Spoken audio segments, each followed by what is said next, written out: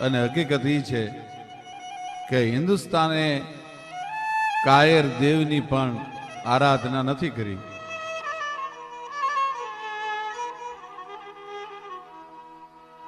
કે આ તો સાવ શું વાળો એ નથી ગારાજો ભારતે કાયર દે એ તેગધારી ને ત્રિશૂળધારી બોલ્યો એ ચક્રધારી વસુદેવ ધીંગાણાનો ધૂપ લીધો છે. એ જ ધીંગાણાના ધૂપ લીધા છે.